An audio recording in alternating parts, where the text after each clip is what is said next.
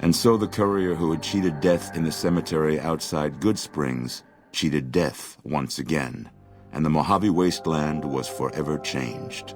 Mr. House's Securitron army took control of Hoover Dam and the Strip, pushing both the Legion and the exhausted NCR out of New Vegas. Mr. House continued to run New Vegas his way, a despotic vision of pre-war glory. The streets were orderly, efficient, cold. New Vegas continued to be the sole place in the wasteland where fortunes were won and lost in the blink of an eye. The courier, cruel and merciless, had ensured that Mr. House would maintain complete control over New Vegas and everyone in it. Mr. House afforded him every luxury at his disposal in the Lucky 38, partly out of gratitude and partly out of fear. Without any new talent, the Tops lost its luster and became just another run-down casino on the Strip. The spirit of the old world faded, replaced by the harsh reality of the new. The White Glove Society returned to their old ways, and human flesh became a regular serving at their private banquets. Rumors might have spread of their macabre practices, but the Society's continued exclusivity remained the envy of everyone on the Strip.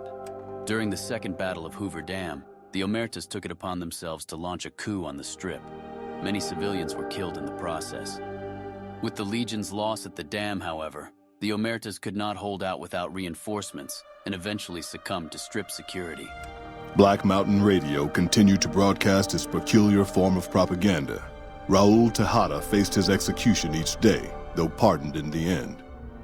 Travelers venturing too near Black Mountain continued to be harassed by Tabitha's followers. Mr. Howe showed little interest in the Boomers and left them to themselves in Nellis. The tribe remained fortified in Nellis with their backs to the world. The Fiends staged an attack against Camp McCarran during the Second Battle at Hoover Dam. During the NCR's retreat, the Fiends overwhelmed many of the troopers before Mr. House's Securitrons could deal with them. After Mr. House gained control of New Vegas, he sent a Securitron to Good Springs as a token of appreciation for helping the courier.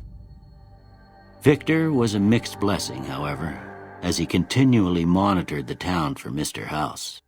With no cure for the Nightkin schizophrenia in sight, the disgruntled Nightkin left Jacobstown.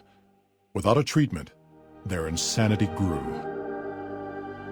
The crazed Nightkin terrorized the wasteland, and Jacobstown suffered repeated reprisals from mutant-hating humans. In the end, the surviving mutants abandoned Jacobstown entirely, its existence quickly forgotten by the rest of the wasteland. Flush with his victory, Mr. House sent Securitrons into Freeside, thinking to increase his control over the area. When fighting broke out, the Kings fought valiantly, but were no match for the armored killing machines, and were wiped out to the last man.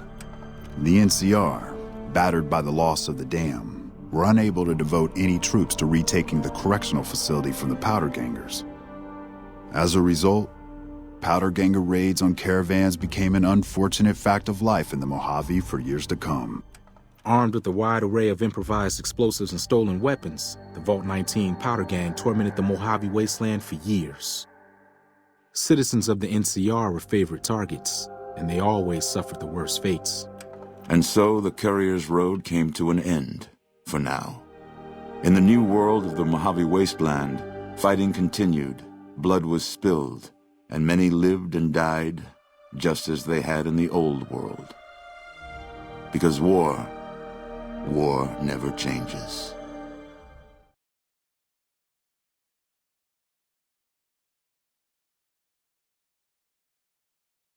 Hail the People's Republic!